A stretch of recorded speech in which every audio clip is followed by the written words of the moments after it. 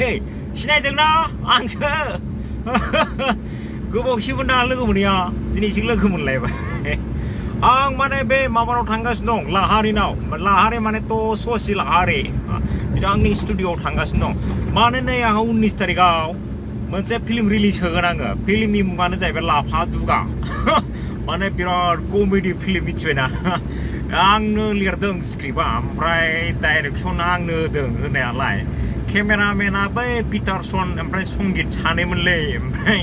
एडिटिंखौ ससि लाहारिजों पिटारसन सानैजों खालामदों ओमफ्राय बिथां ससि लाहारिनि बै सोरां माल्टिमिडिया स्टुडिअ'आवनो गासिबो खामानिखौ मावनाय जादों मावनायालाय ओमफ्राय फिल्मा कमेडि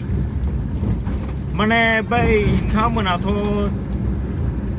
आंनि बै बानायलाबाय थानाय सन्देहखौ नायखाय खोमा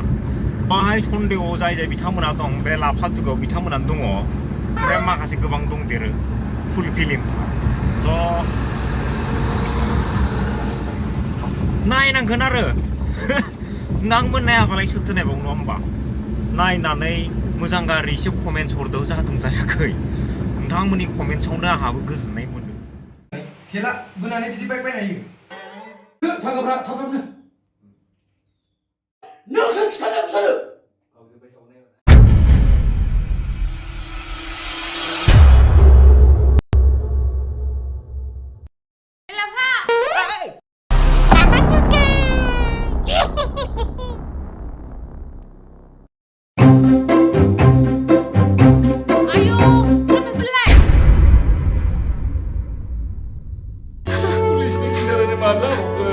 나는 지나가 나는 미션이가 बबेनिफ्राय फैया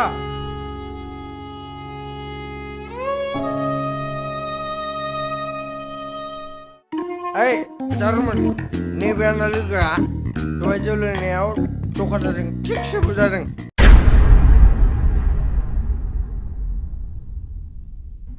आं गामियाव थायोमोन आं टाउनाव फैदों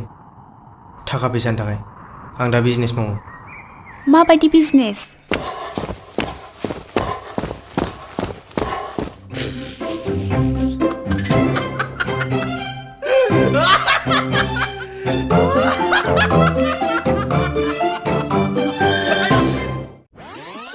जोंब्लावनि आखाइनिफ्राय बारग'नो बेफोरबायदि खेलाखौ जों गामियावनो गेलेबोखायो जोङो मोसा आरो लख्रानि हाथाय सानग्रासो आच्छा आं नोंखौ खुलुमबाय आफा बिनानै मोनाबा खावनांगौ आफा खावनानै मोनाब्ला सिख'नांगौ आफा हा सोरनो मा खिथाया नोंलाय दाबो आंनाव मोसौ गाय मासे दङ बहा नोंनि मोसौ गाय बायनाया बबाव दं नोंलाय आं मोनसे मोजां स्कुल खुलिनानै जायगानि गथ'फोरखौ मोजां खालामनो सानदों